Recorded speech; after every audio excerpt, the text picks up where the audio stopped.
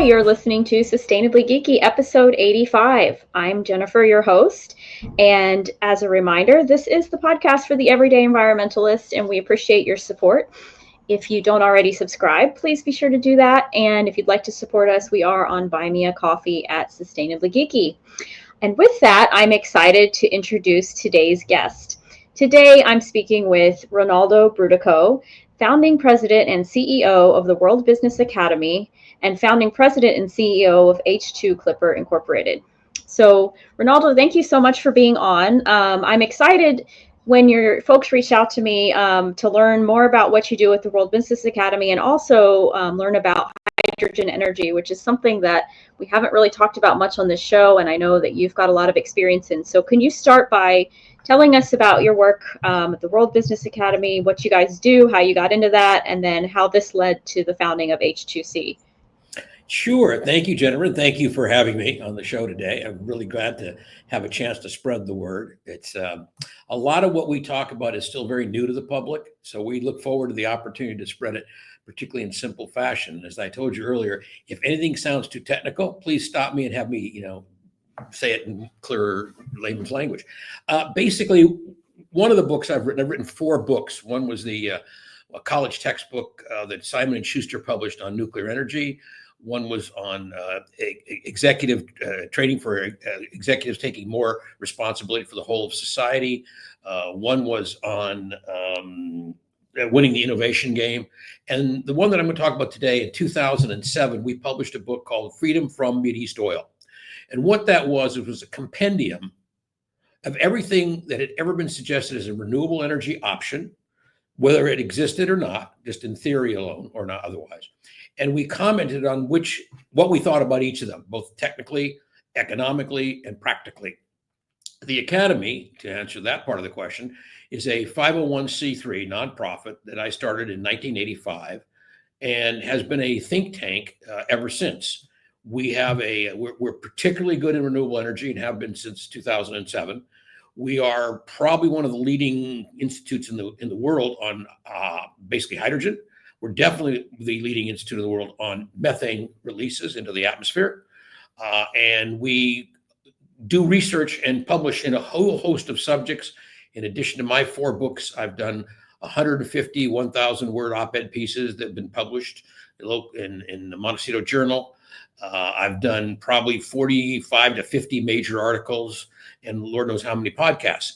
And all of that work is about both renewable energy. It's about the responsibility of business people to see what they're doing and become more like stewards than rapacious, greedy people, and to see the societies that they came up out of, they emerged from, as societies to which they owe something in order to keep it all going.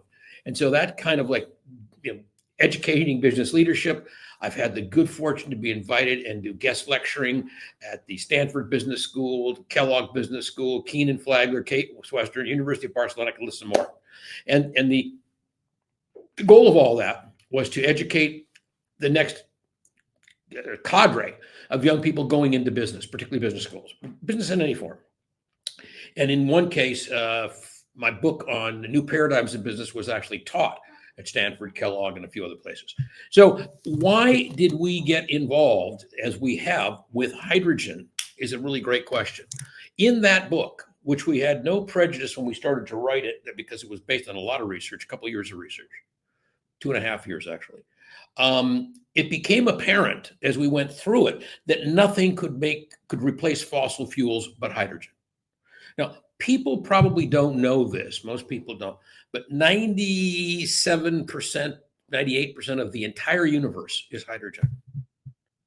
90% of the planet Jupiter is hydrogen. I mean, people don't realize that hydrogen is everywhere. In fact, right after the Big Bang, hydrogen, about 90% hydrogen, 10% helium, is what emerged as the first elements that then formed all the other elements, which is why hydrogen is the number 1 element on the periodic table.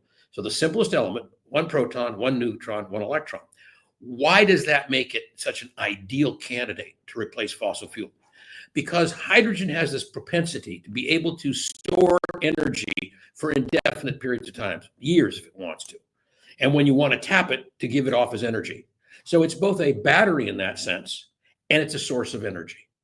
So if you look at what you can do with hydrogen versus any other technology I research and develop. And by the way, we work extensively on solar, on wind, geothermal, pump and store, hydro, you name it, we're into all those technologies. In fact, we were one of the first nonprofit think tanks to identify brown gas. So that's the off-gassing of manure from pig farms, particularly in the Midwest, and cows and dairies. And we were able to publish the likelihood that brown gas would become a major source of energy and would produce more money for dairy farmers than milk, which it now does. So it's like we got into a lot of stuff. Other things we got into, we realized would not work. So we have a lot of resistance to tidal energy because it's not efficient enough.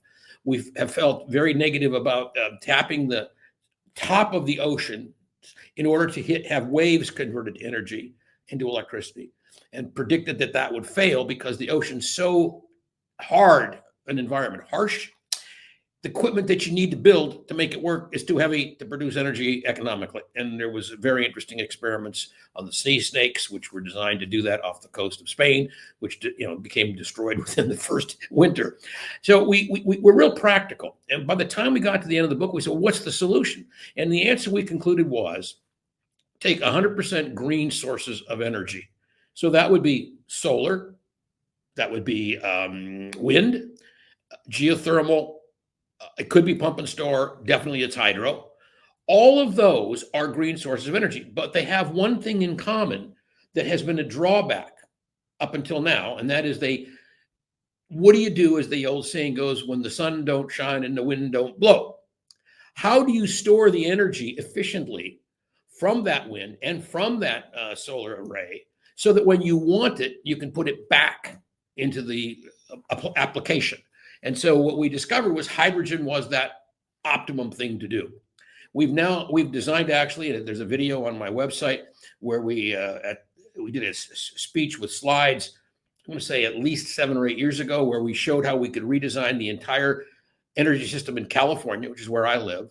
We could design the entire energy system to be 100% green, build it within 10 years or less at a cost less than we were paying for energy today. Why? Well, in California, we pay 39 cents per kilowatt hour.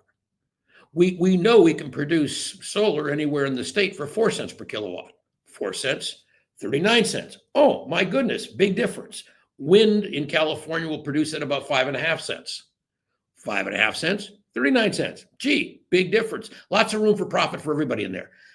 What's been holding hydrogen back, which is what often holds back new superior technology, is the resistance of entrenched economic forces. So in California, that would be Edison, that would be PG&E, to a lesser extent, San Diego Gas and Electric. So it's always difficult to get them to change their ways and adapt new technologies. And as you probably know, in a state where our governor has tried to build himself as an environmentalist, he's actually been responsible for virtually destroying the solar industry in California, which he's done at the behest of the PG&E people. So, and Edison. So we no longer have a rooftop solar program in California, basically. 75% of our solar installers have gone broke. Okay, in the greenest state in the nation, because Edison and I would say primarily PG&E and to a lesser extent Edison are deathly afraid that they don't know what role they will play in the new economy, so they try to strangle it in the crib while it's an infant industry. The good news, and this is what we developed for the state of California, is we showed them that you could create a new combination of hydrogen fuel cells located at the base of every one of our electric substations, which is what feeds the energy from the grid into your home. So that's where it gets down, it's downgraded to the voltage you can handle, goes out over the lines and turns on your TV set, or in this case, your computer.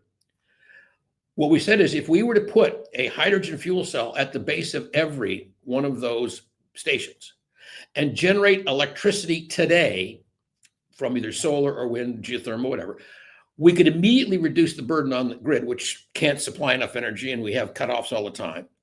Plus, we would over time be able to cut off the grid entirely, which is the cause of 83% of our forest fires in California. Most people don't know that. That's a very well accepted data point. So to end the point is hydrogen, we can create it when we have excess solar and wind or geothermal. We can move it very, very inexpensively. In California, we'll be able to move it safer than methane because the new standard in California is going to be virtually zero leakage. Methane leaks like a sieve. And we can do it at a cost that's dramatically lower than the current fossil fuel system, which supports methane, and to a lesser extent, the one coal plant that's left here. So, and that's just going out of business. So I think that what we should be focusing on is why hydrogen has these properties. And if you want, for your audience, I can explain what a fuel cell is, how you get excess electricity from hydrogen. So what you do is you take electricity, you input it into water, regular old H2O, and the bond between the hydrogen and the oxygen atom is so weak that a very, very weak electrical pulse will crack it into two. And the hydrogen will collect on the cathode and the oxygen will collect on the anode. And you can easily then capture them as they rise. And the technology for doing this is quite old and very, very inexpensive. Now, there are several types of fuel cells. I will only name them in case your listeners want to know more about them in the future. So there's the oxide ones, which are only good for large industrial uses, like with the grid application. There is a thing called alkaline, which is very popular now, particularly because the Chinese are really developing it. Alkaline technology has been around for at least 100 years. And the reason it's been slow in getting to market is because alkaline electrolyzing, it takes a giant concrete building, usually 1 to 2 stories high, with a big footprint, and you can't ever turn it off or on, basically, which you have to keep it running continuously. So it's a grid applicable type of electrolysis, but it's not good for putting in lots of locations where there's not enough sun and wind to drive that whole thing. But there's, half dozen, 10, 15, 20 windmills out there, and you don't want to lose the energy. Right now, what we do, when the windmills produce too much energy for the grid, we turn them off. Okay? So that's a problem. The other thing we do is you can't get access to the grid, for example, the East Coast grid or California. Will take you years and years to get access. Whereas if we put an electrolyzer in wherever the energy is, and then we put a fuel cell at the base of the local distribution point called a substation, then you don't even use the grid. So you have no line loss, and you have this very efficient form of energy, which you're creating for anywhere between 1.5 to 4.5, 5 cents a kilowatt. And you're replacing 39 cents.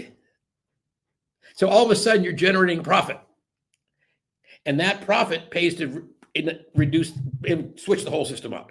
And the other good advantage of this approach is that you don't have to have one day where you throw the switch and it was fossil fuel one day and now it's hydrogen. You just slowly, one substation at a time, continue to build up.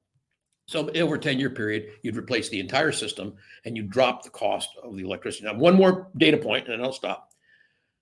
It's important to note that it used to be only about 65. Now it's closer to about 76% of the cost of making a kilogram of hydrogen through electrolysis. That cost is electricity input. So if you go to a country like Morocco and you have an economic way, which we do, to get the hydrogen from Morocco to where we want to sell, Germany, then you have the advantage of super cheap electricity because Morocco has sun at 1.5 cents a kilowatt, and it has wind both at about 3.5 to 4 cents a kilowatt. So with those prices going into the electrolysis, you now have cheap hydrogen. In fact, there's a company, a city actually, in Oregon, which just opened its own hydrogen production facility, electrolyzer, and it's selling to anybody who wants to pull up to a pump for $5 a kilogram because it costs them $4 to make it using excess hydroelectric in that case. Well, can you imagine with the hydro energy in Canada, for example, or in certain parts of the United States, what you could do to revolutionize it? Because $5 a kilogram as a sales price is roughly equal to gas at a little under $3 a gallon. So it's totally competitive. It's cheaper than gas. In California, we pay $4.50 a gallon. So we could be making hydrogen and distributing it for less than the cost of basically gasoline. So it is the way to change it out. And I'd love to go on for hours on this one, but I should stop on that question. That's somewhat of a sense of why hydrogen and what the Academy does. Well, you also answered my first question, which was, how does hydrogen technology work? So if I'm understanding you correctly, you do need energy inputs from another source initially, solar, wind, whatever, but then it produces this hydrogen, which is kind of a bigger return on that investment of energy, and it can eventually end up kind of being the primary source. Is that correct? Well, yeah, because you can store it for later use, or you can use it immediately. So that's the beauty of hydrogen. It's the only renewable technology that's both a fuel and a battery at the same time. And yeah. Well, I was going to ask, so the other benefit is there's no pollution, right? There's no waste produced by this. Example, I've been driving hydrogen vehicles. My personal vehicle is a hydrogen car. It's this current one I'm using is a Hyundai Nexo for the last 2.5 years. Prior to that, I had Toyota Mirai. And so I use hydrogen and have been, and the only output when I put my foot on the pedal, when I give my car gas, literally, it combines the hydrogen in my tank with the oxygen in the air coming through under my hood, and it makes electricity because it releases an electron. And the only byproduct is water vapor, pure H2O. It's the only byproduct. So it's 100% clean to make from green energy. It's 100% clean to use. It is clear, and the Swiss are proving this, that trucks, 18-wheelers, will be running pretty much exclusively on hydrogen in the not too distant future because it's so much more capable than trying to use batteries, and it doesn't weigh anything. There are universal standards with hydrogen. So, for example, every car made by every manufacturer in the world that uses hydrogen uses 10,000 PSI in their tanks. So now you can take a tank from my car and you can put it on a Toyota car. It's the same tank. The other thing is the filling system is the same for all cars. So my car has a filling port, just like the one on whatever you're driving. And I put the hydrogen in. It takes me about 4.5 minutes to fill it up from empty. So after 4.5 minutes, in my car today, I can drive about 350 miles, a little more. And there's so many hydrogen stations around California, I never have to worry about running out. California is the only state like that, however. So it's got the convenience factor for vehicles. It's got the lack of pollution. Essentially, it's cheap and affordable. And I've even heard, like, there used to be hydrogen cars on the road back when cars were first invented, 100 years ago, or whatever, more than that. What happened? Like, what are the drawbacks, I guess? Why did it stop being such a popular source of energy, both for transportation and for otherwise? First of all, the genius of the internal combustion engine. So, okay, my car is an electric car. Instead of batteries, I use hydrogen. But mine and a Tesla are both electric cars. No difference there. The genius of what happened with internal combustion engines, and until, to his credit, Musk came along with Tesla, who made it cool again, people didn't want to buy electric cars because it wasn't cool. Why wasn't it cool? Well, when they first started driving them in 1910, they couldn't go very far because they had no place to refuel. And what J.D. Rockefeller did is he built this nationwide system of gas stations, one at a time over many years, and the other guys in the oil business copied him, and all of a sudden you had gas stations on every corner. So the convenience was enormous, and with hydrogen it was impossible. Second of all, when more people began to compete because it was so lucrative in the oil business, they drove the price down to where we spend more for bottled water than we do for gasoline. Interestingly enough. So think of what gasoline has to go through to get to gasoline. I mean, it's like a barrel of oil, refining, transportation, etc. the idea that's stopping hydrogen today, the massive political and lobbying pressure that's been holding it back, has been because they've kept the price of the hydrogen artificially high. So right now, and I'll give you, these are actual numbers confirmed by the state of California. You can make hydrogen from fossil fuel. You can make it from methane, actually. It's called methane reformation. It's how currently 95% of all the hydrogen in the world is made from that. It's made at refineries because they need it to refine the oil, but they don't sell it. So you've got, maybe in the state of California right now, you have one supplier of hydrogen. Okay. And that company, a German company, Linde, can set any price it wants. So here are numbers that the state of California legislature investigated and concluded are true. Number one, you can make methane reformation hydrogen for $1.50 a kilogram anywhere in the state.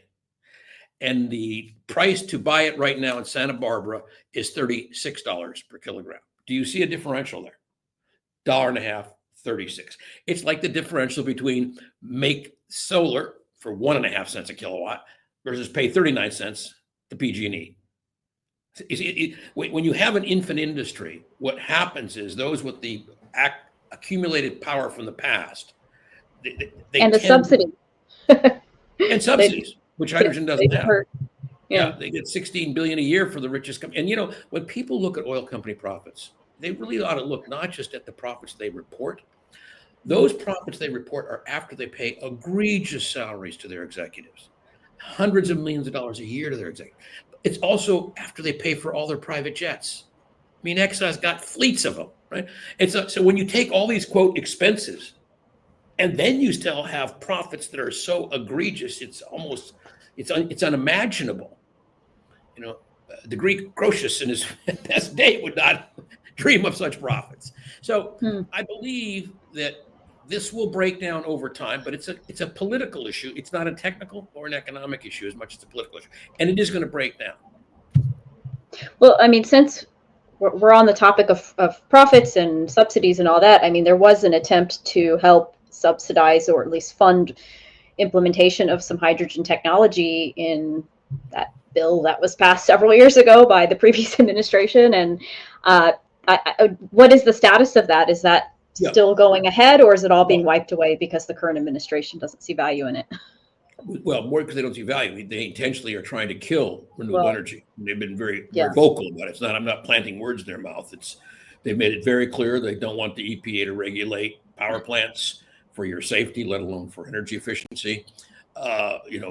Trump goes out of his way to call the whole idea of climate change a Democratic plot. I mean, it's just crazy talk, right? So obviously he's in the pocket. Remember, this is the same guy that went to the oil companies for $1 million a plate dinner and said, if you guys want me to take care of you after I'm elected, put some money in the basket. So they did, and they own him, and he owns them at this point. And there's no secret there. So what happened specifically in the case of hydrogen was, I believe there was a total of 8 of us received grants from the federal government. So we have a nonprofit consortium in California called ARCHES, and we were one of the founding members of ARCHES along with everybody else. And we filed for these large federal grants that Biden administration created. The first round of grant, which happened already before Trump got into office, they gave us, I think it was $1.5 million to complete full-blown blueprints of what we said we could do in terms of cost, safety, et cetera. And we were told that if we did that successfully, which we have done, and submitted it to the federal government, which we did, then we would have received exactly $1.2 billion in the Western United States. And all of those grants across the country have all been canceled. So ARCHES has no money. So it's been defunded, just like USAID has been defunded. So you have a situation where the current management of the country is going out of its way to kill all forms of renewable energy. If you believe they stopped that wind power project on the East Coast, which was 80% completed, and the court just reinstated it literally 10 days ago. How do you stop something that's 80%? And it was private capital. It wasn't like, some government feeding trough. So I think it's sad. I urge people, what can you do to make a difference in the switch to renewable energy? Pay attention. Critical thinking is everything right now. And I always say to people, I've been doing this now in the academy since 1985 is when I founded it. And so I have this very, very long track record. I told you a lot of my publications, they speak for themselves. In all those years, I've never had as much as one footnote challenged for accuracy, let alone the content of anything I published. Because we're really careful. We have an incredible reputation, particularly overseas, by the way, where we do much more in hydrogen than we do in America. And like Spain is very, very aggressively pushing hydrogen. Germany's starting to. France keeps going off and on because it keeps changing.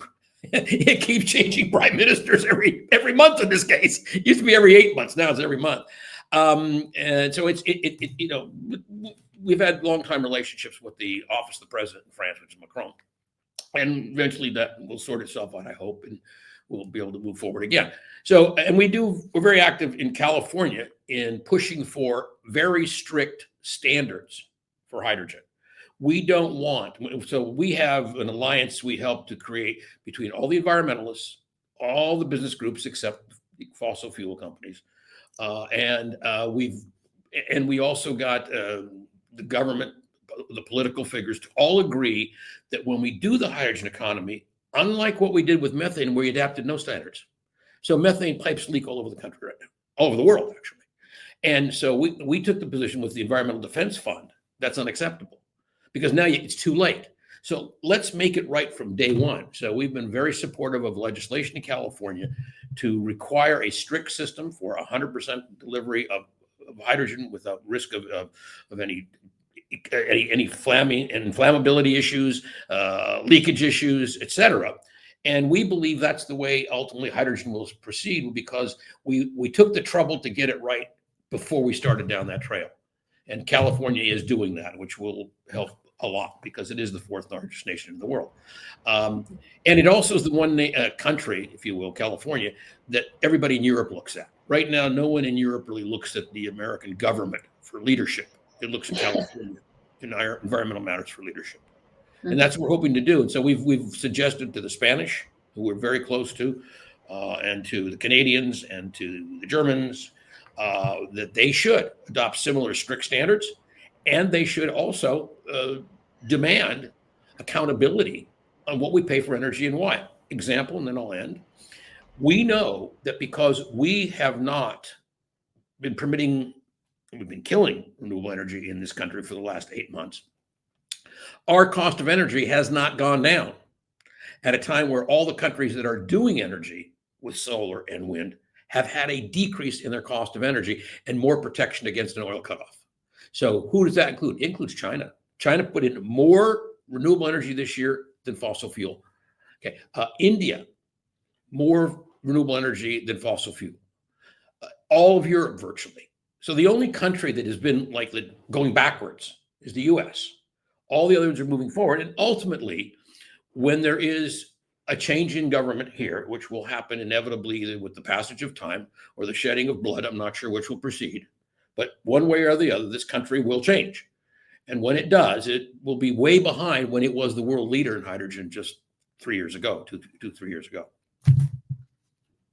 It's funny you mentioned that because I actually literally right before this call was listening to another podcast where that's what they talked about pretty much the whole time is how the US is going to be behind and China and other countries have been full steam ahead on solar and hydro and all these renewables. And here we are going backwards, clinging to our fossil fuels. And we're only hurting ourselves. And the market, luckily, is in favor of these technologies. And that's going to be the thing that ultimately pulls us out of whatever hole we dig ourselves like.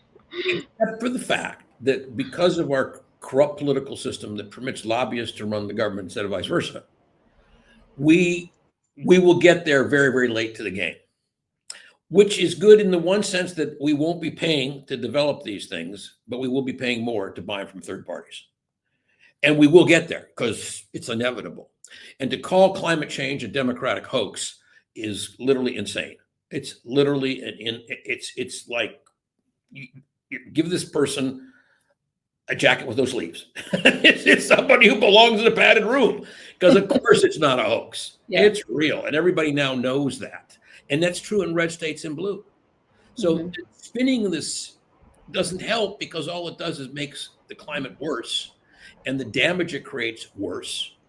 And as you know from, I think, Gore's seminal book, An Inconvenient Truth, where he shows the hockey stick diagram, right? We're on the hockey stick now. We're going up rapidly. We're not just going up slowly. And as a result, you're going to see, we're going to have to change the way we build houses. By the way, the Academy has done a lot of work there, designing houses that are fire safe, because California, that's a big issue. So we've done a lot of seminal work in rammed earth, in straw bale, in basically, some people call them caves, but basically earth houses. So we are really, really aggressively at the Academy looking at all these technologies, saying, okay, how are we going to build a house that can withstand a fire that hits it every 2-3 years with, the force of 50, 60, 75, 85, 90 mile an hour winds, driving sparks at that speed that are hopping over one city. And, we've got cities now that we know where this has happened. And I'm not just talking about Paris, California. I'm talking about Pacific Palisades, Los Angeles, Altadena, California, outside of LA. So we live in a time where FEMA has been cut off. So we have gotten no FEMA funds in LA for the Palisades or Altadena, and more towns will burn. It's inevitable. So we think at the Academy, our job is to keep putting out basic research and helping communicate. You had asked me in when you wrote me that note, where can people go to keep up on this? So we have a free newsletter. So if you go to worldbusiness.org, easy to remember. I've had that URL since the internet started. Worldbusiness.org, and get yourself signed up for our free monthly newsletter, because we publish a lot of stuff in there. And we even will cherry pick articles by other research institutes or very reputable mainstream sources of news. So I quote the Financial Times of London quite a bit. I also quote the New York Times quite a bit. And so we urge you to take our free newsletter every month and stay up on what we're unfolding here. And the way we run the newsletter, you can read my cover note, which summarizes it, and then you can cherry pick what you want to read after that. So you'll know what's behind that with the attachments. Last but not least, you should make the effort to find a good source, and it may be a show like yours, a podcast like yours, which is constantly peeling back the layers of misinformation about renewable energy, so you can hear what's really happening, because I find that even the mainstream press is years behind where we all are. And the sophistication of the mainstream press, not so great. Now, I also want to put in a plug for one other thing. We, for 10 years at the Academy, when we have been doing all this work in renewable energy and trying to reform the senior level of business, the consciousness and the senior levels of business to quit destroying the planet. But we're doing that. We decided about 10 years ago, we needed to cheer ourselves up.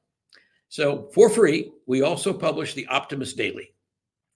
So if you take the Optimist Daily, every day, 5 days a week, in your inbox will be 1 or 2 stories, very short, because we summarize them in a little over a paragraph, and then we do the whole article, where we tell you about something really good that's happening somewhere in the world that you didn't know about.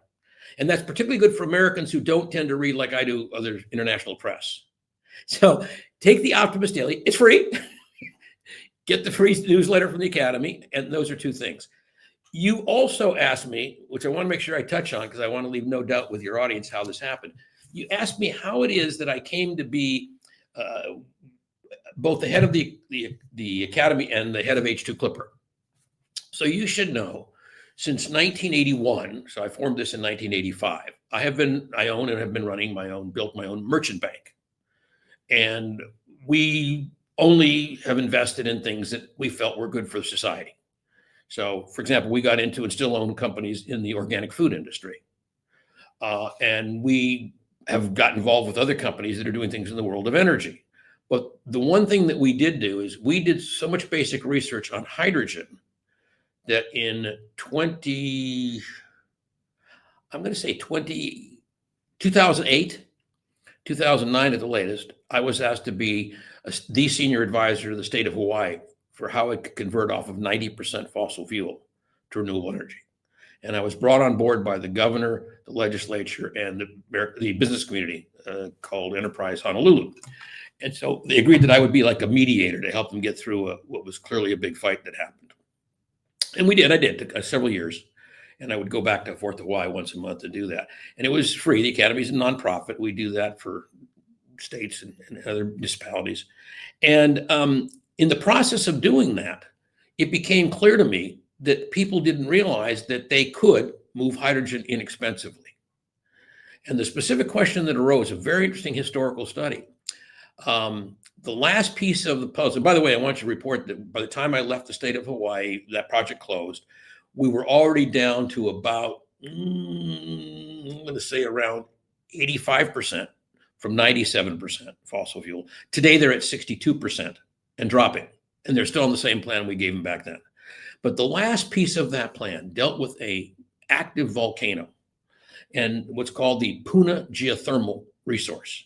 So Puna geothermal sits on the edge of a rainforest with an active volcano right underneath it. So it has super cheap energy. It's geothermal energy, super cheap. Literally, it cost them 5 cents a kilowatt to make it. And they're sitting there with water, energy cheap, water for free. It's like, that's hydrogen. So the Speaker of the House, which is the second most powerful office in Hawaii after the governor, asked me, Calvin Say, who'd been Speaker for about 17 years. He goes, well, Rinaldo, can we build a grid to carry all that hydrogen electrically all over the island? I said, oh no. Bad idea. If you got the federal government to pay it, you can't afford to maintain it. And I explained why. He said, well, how do we get all that energy from the tip of the big island to Honolulu, 250 miles away, where the people live? And I said, well, you should probably make it into hydrogen. And then you put it into some kind of a lighter than aircraft and you fly it to Honolulu. And he said, does such a craft exist? And I said, no, not yet, but there's no reason it shouldn't. So he said, well, let me know when you get one. So I proceeded to design for the Academy what we thought could be a way to do it using a dirigible that would fly at very high speeds. By the time I got through designing it, it was clear it would take many millions to move it off of the Academy where it was inappropriate. So we had a company formed, H2 Clipper, and we paid $1 million to the Academy for its basic R&D. Then I invented the Clipper itself after it was long past the Academy, and I invented all the subsystems. In fact, the advanced robotic systems, all this stuff for patents, and we have hundreds of patents in my name now.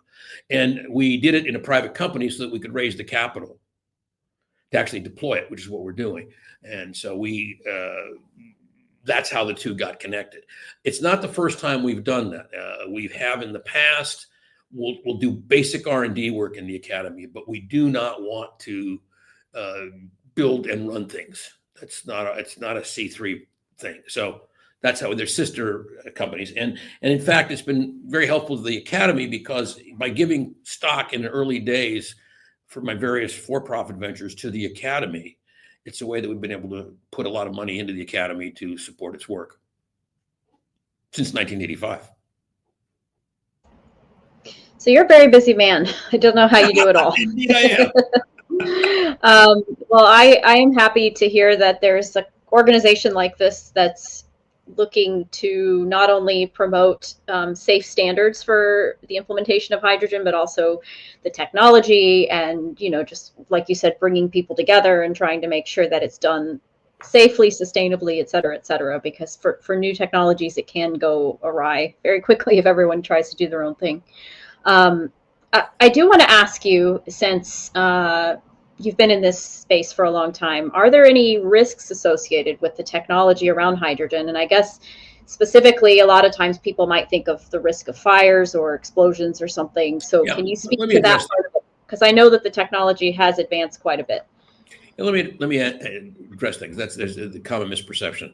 And by the way, there's if people are interested in the ways that H2 Clipper is coming along, which is the for-profit arm of hydrogen deployment.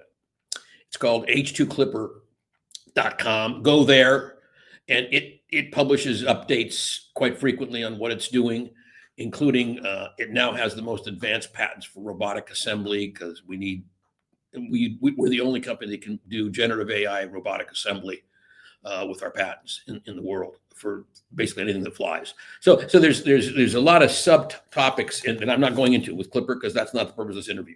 But if people want to know about Clipper and what it's doing to deploy economically systems that do make money using hydrogen, that's where they should go. The academy is where you get all the research, and we publish all the articles. Now, to talk about hydrogen safety, which is the issue you're raising, what's fascinating is, now, Jennifer, what car do you drive? What kind of a car? I don't currently have a car, but my last one was a Kia Soul. Okay, just so regular gas powered.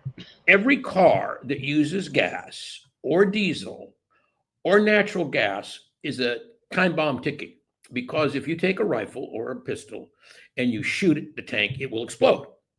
Same is true if it hits in certain kinds of accidents where the tank is ruptured, right? Explodes. Hydrogen is the only fuel that does not explode when it's hit with a bullet. In fact, if people want to go online, there are several professors who have filmed shooting hydrogen cars with a bullet. And what you get is a giant blue flame out the back. And the temperature of the car doesn't go up by more than 2 degrees inside, where any other car will get destroyed. Why is that? Because hydrogen expands so fast. It expands faster than you can have an explosion unless you find some other way to contain it. So if you don't contain it, it does not blow up. I'll get to fire in a moment. What people should do is go look at the Hindenburg crash online. You can see it there. And what you'll see is a small bomb went off in the tail where the swastika was, and the fire shot up along the entire route of the ship, and it split the Hindenburg open like a ripe melon. And you see balls of fire streaming up because that bomb went off. And you see the Hindenburg slowly settling to the ground. No one who stayed on board died from the Hindenburg crash. The only people who died from the Hindenburg crash, 36 people jumped. They died by jumping off. And one died because it literally landed on his head. Wrong place, wrong time. Poor guy. Okay, so why did that fire spread like that so fast? And the Pentagon did a report. The Pentagon investigated it. And they concluded that the Hindenburg was coated with aluminum hydroxide. Aluminum hydroxide is a rocket fuel. In fact, if you remember the space shuttle, the 2 solid boosters that Morton Thiokol built were full of aluminum hydroxide because it has a very high, what's called flash point. It doesn't catch fire easily, but when it does, okay? So the last line of the Pentagon's official report on the Hindenburg is, the moral of the story is, don't coat your dirigible with rocket fuel. Literally, it's the last line of the report, okay? So even the Hindenburg did not explode when the bomb went off in the tail. And had it not been made of rocket fuel, the fire would not have spread that quickly. Now, I say that to you because it's the safest fuel we know. On the other hand, it is flammable. So one of the reasons we are so insistent and why we develop technologies for safely transporting hydrogen as a liquid, which is minus 253 degrees centigrade, which is 435 degrees Fahrenheit. It's the coldest thing on earth is liquid hydrogen. So we develop systems for liquid hydrogen transport, for gaseous hydrogen transport at all pressures. We go up as far as 2,300 with our technologies, PSI. And the reason is we don't want small leakage to occur, which could somehow be captured and then ignite, because it will ignite. And so if you get hydrogen in the presence of air, it can ignite, which is why we insist on safety standards. Now, it doesn't ignite as fast as methane. Methane blows up all the time. Trucks blow up all the time. Cars blow up all the time. We don't want that. We want electric vehicles that are powered by hydrogen that don't blow up or catch fire. And we have the ability to do that technically. We are now imploring the political forces, please make that the law. Put some handcuffs on what we do. Because I'm a big believer that the system we have of capital markets works best if the markets are free with an even playing field. So what we're saying is, don't let anybody come in and do cheap stuff. Get it right this time. You got hoodwinked by methane and the oil companies, and you weren't paying attention. So now you got leakage issues all over the place with methane. Well, let's not do that. And you've got, they catch fire. PG&E, the company that's fought us the hardest with hydrogen, is the only utility in the history of the United States convicted of 5 felonies because they intentionally allowed a condition to build up that blew up the entire town of San Bruno, California. And they knew it was liable to happen, and they still didn't stop it. Convicted of 5 felonies. No one's ever been convicted of felonies in that business before or since. Okay, and that's who's been fighting hydrogen. People who blow up cities. So we are imploring them, listen, don't think of us as the enemy. Think of us as the next chapter in the book you already own. We don't want to put you out of business. We want to convert your business to something safe and environmentally sound. We're happy to show you how, because I don't want to run a gas company. I won't run a manufacturing company anymore. I've done it. I want to develop technology. In fact, H2 Clipper itself is called a technology enabling company. We only operate through licenses to other people to go do the stuff, so it happens quicker.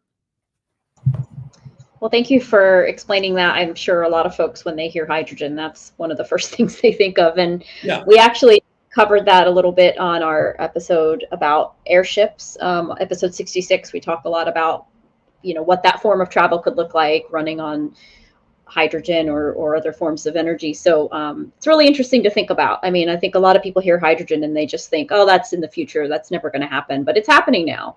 And it is kind of fantastical when you hear about it, but it's more because I think people just don't know what's been developed over the years. And I urge you, go to h2clipper.com and you'll see what's happening. But the 7th richest man in the world, Sergey Brin, co-founder with Google, and ourselves are the only 2 private companies in hydrogen transportation using dirigibles or any form of airship. And we predicted to Sergey 8 years ago he would eventually come around to converting off of diesel engines, and he's now announced a year ago he will do so. So he's going to go to hydrogen fuel cells like we always have been, and that's good. I think that's really helpful that both of our private companies came to the same conclusion, because it's we're not government agencies. We're trying to figure out what's the smartest thing that will make money that's safe. The next thing I want to know about, I guess, is realistically, could you see an entire society run on hydrogen, or is it going to have to be one piece of a puzzle of many different types of energy? Like, could we run all of our transportation, all of our, heating our homes and electrifying and everything on hydrogen? Or yeah, let me explain. So there's this misunderstanding people have that are not they're not really deeply enough into it to really figure it out. And the misunderstanding is it going to be electrons and a grid, or is it going to be molecules and hydrogen? Which is it going to be? And the answer is both. Each one has unique properties that are very good. And in fact, what works best for society is when you use them in the proper combination. Let me give you an example. Over 50% of the railroad engines in Europe, which are all being converted now to hydrogen, over 50% are diesels. And the reason is they have high-speed trains between cities. We don't, but they do, that run on electric lines. But they can't do all the little local lines because it's just cost prohibitive and there's a huge volume of traffic. So they're now converting over.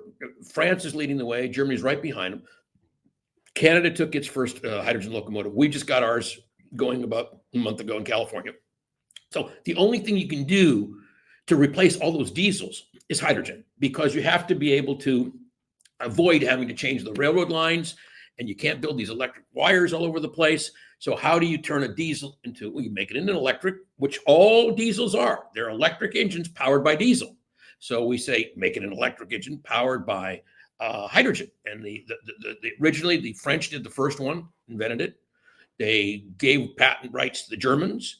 The Swiss invented their own. All 3 are working right now and hauling people and stuff, freight. And eventually that's how trains will go on high density, meaning high value of passenger, long distance between major cities. It'll be electric. In all the other short applications, which is local lines, et cetera, it'll be hydrogen. Another example, hydrogen is ideal for ferry boats in near offshore activity. So we've had a hydrogen ferry boat running now in California, in the San Francisco Bay, for several years, more economic than running it with diesel. The Swedish have one as well. So you can expect that marine applications will occur for hydrogen. You can definitely expect that cars will both be electric and hydrogen. Right now, the downside to electric is that it takes so long to recharge. And frankly, the range is more limited. And with hydrogen cars, it's less range and 4.5 minutes to reach. You don't have to wait even a half an hour with a rapid charger. So, and by the way,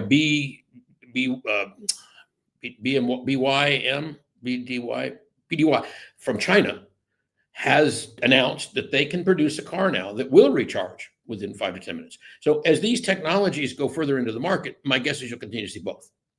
And clearly, to do that, hydrogen is going to have to develop an infrastructure of stations that you can use.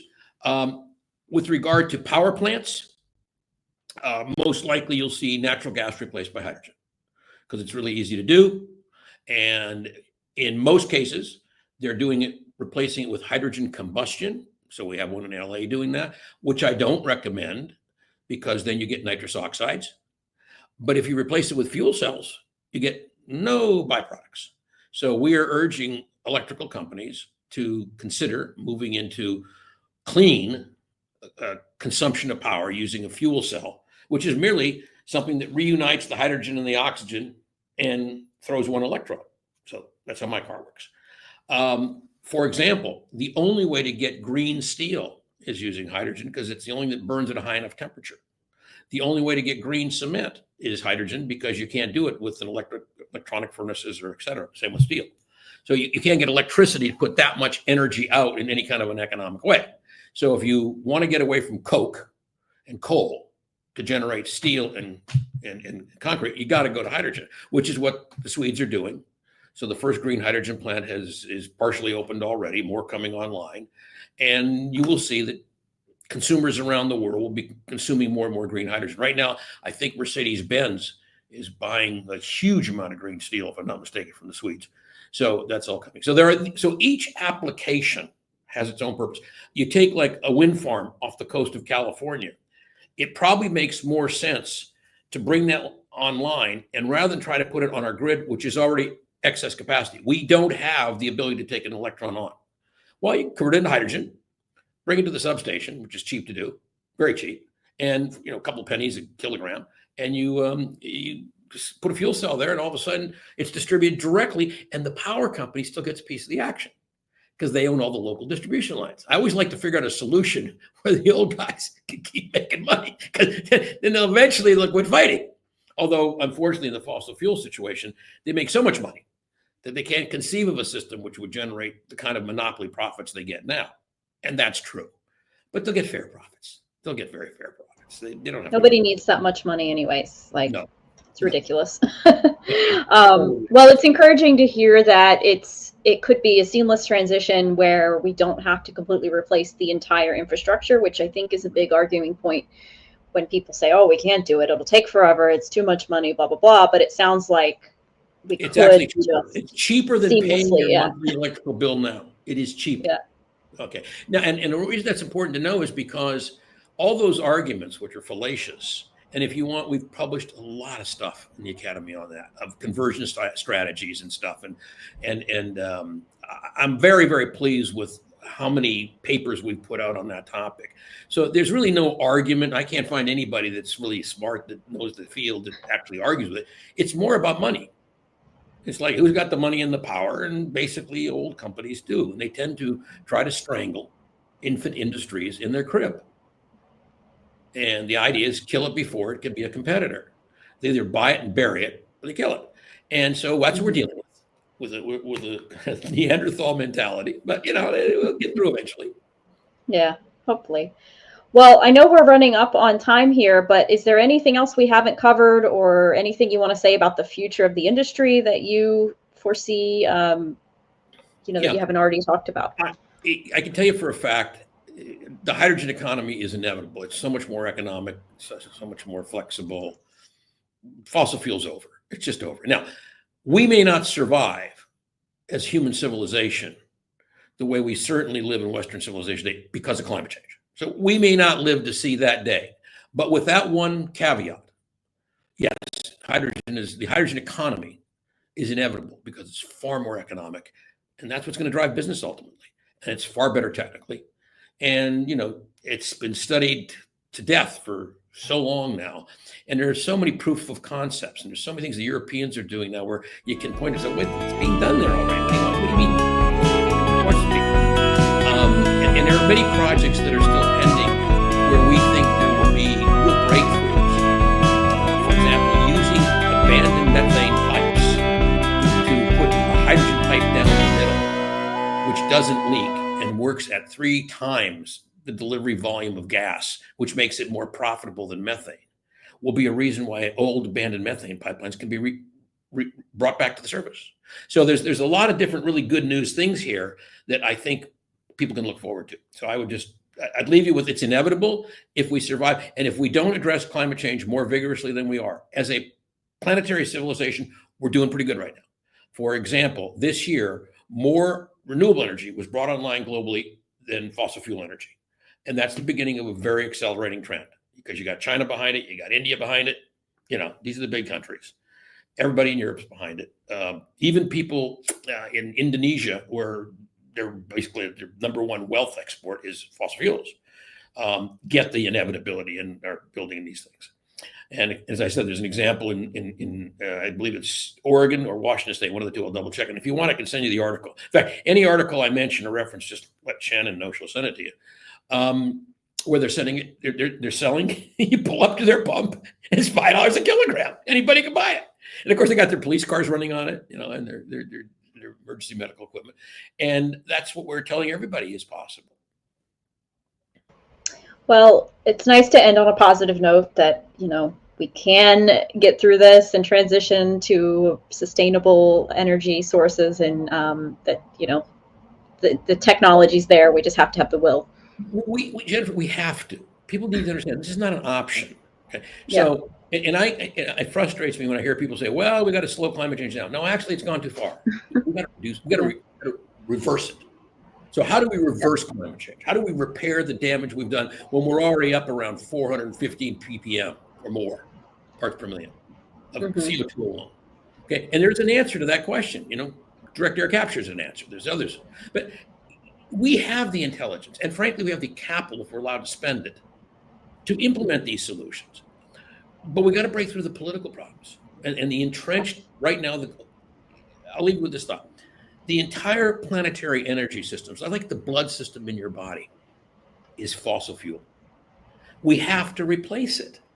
It's like you've had a coronary attack, right? We're going to have to open that with a stent or something. Well, how do you do that? You replace it with a system that has none of the negatives and way more positives, and is economically more viable than the old system because it doesn't rely on scarcity. Why is fossil fuel companies so rich? Scarcity. What can you do when you have scarcity? Monopoly. Do prices go up in monopoly? Oh yeah, they do. What happens when anybody can make it, everybody can make it, and all you have to do is plug into the system. It gets cheaper. So that's the future of the hydrogen economy, which if we survive climate change, which is that's not a given. I mean that very seriously. The idea that we're going to survive climate change is not a foregone conclusion. In fact, if you were a betting person, I would say it's getting below 50% chance we are. But if we do survive climate change, and it doesn't destroy Western civilization as you know it, yes, the hydrogen economy is what will replace fossil fuel. It's inevitable. We've gone too far. Yeah, for sure. Well, in addition to the resources you've already mentioned throughout the show, are there any other resources you would share with folks that want to learn more about hydrogen or anything you've talked about? Sure. Yeah. So if you go to the Academy's website, we print lots of stuff there about hydrogen resources, our own. And so it's just one-stop shop. There are so many magazines. You get Hydrogen Insight is one. There are many magazines you can get that have really good information about hydrogen that are basically technical publications the public doesn't often know about. But and I'm sure Shannon, who knows which podcasts have been picking us up for hydrogen type stuff, could help you with some of the podcasts that we do. And we also keep copies of the podcast on our library, so people can, because everything's for free at the Academy, so you can get it from there. I think that's really the answer. And like my book, I don't want to pump my book because I don't know if it's not in publication anymore, but I think you still buy it on Amazon used. I don't get anything from it. It's not a royalty to me. But that book the Academy did, called Freedom from Mideast Oil, is a great compendium. It's pretty thick and it's got a lot of footnotes, but it's a great compendium on renewable energies of all types. Okay. And what was the name of the alliance you mentioned with all the hydrogen companies that you guys are a part of? Our area of the world, so the Western United States, which is California, I believe Washington, Oregon, and Idaho, it was called ARCHES. I'll link to all the things you've mentioned throughout the show and just now, just so folks have it all in one place. But yeah, definitely check out the websites. And I guess now we will move on to the Green Life Hack portion of the show, which you alluded to a bit ago. This is just where we give folks like one tip for something they can do to live more sustainably. So Rinaldo, I guess I'll let you. No, I have two. Okay. Turn off the lights in your room. People constantly leave electricity running in their house in rooms where they're not even sitting. How hard is it to flip the switch when you leave the room? I'm having trouble teaching my 13-year-old grandson this one. I'm going, Jesse, what don't you understand about turn the lights off? It's really simple. Who are you illuminating the bathroom for when you left to go to school? So I think that's one hack. And it's, believe me, it's painless because you're not there anyway. The second hack I really think is great is take whatever vehicle you're driving and trade it in for something with better fuel economy, preferably a hybrid. I'm not telling you got to get an electric car if you don't want to. Although if you do get one before December 31, you're going to get a heck of a tax exemption. But, I drive an electric car. A lot of people do. I think that's a great way to go. But, if you just take what you got, which is the gas guzzler that you bought, the F-150 truck you really don't need anyway, and trade in for something that gets an extra 10 miles to the gallon, even that little bit helps. Last but not least, go around and look at the price per gallon of fossil fuel at the brand station, Shell, Exxon, Mobil, and at the off-brand stations. And what you'll find is when, like now, they have too much oil to refine and they can't sell it all, they drop the price to the independent stations. So don't give that extra dollar to Shell or Exxon just because you're used to stopping there. Check and see if the one down the street is selling it for 50 cents a gallon less or more. Because there's no reason to enrich them further. They're already egregiously rich. 3 hacks. Good point, for sure. Well, my Green Life hack is that recently I discovered that one of the local pharmacies that's similar to like Walgreens or CVS in the States, but where I live in Ireland, there's one called Boots, and they have like a drop box where you can recycle your hygiene products. And this is everything from like contact lens cases to toothbrush heads to, makeup cases and everything in between, those really hard to recycle things.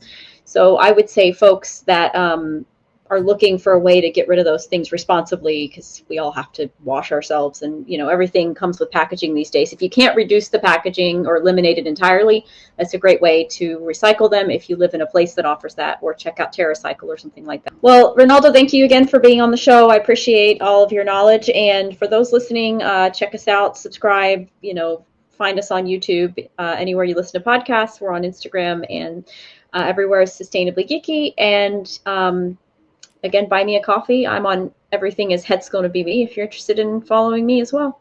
Well, thank you again, Rinaldo. And for everyone listening, have a great rest of your day. Thanks, Jennifer. All the best. Thanks for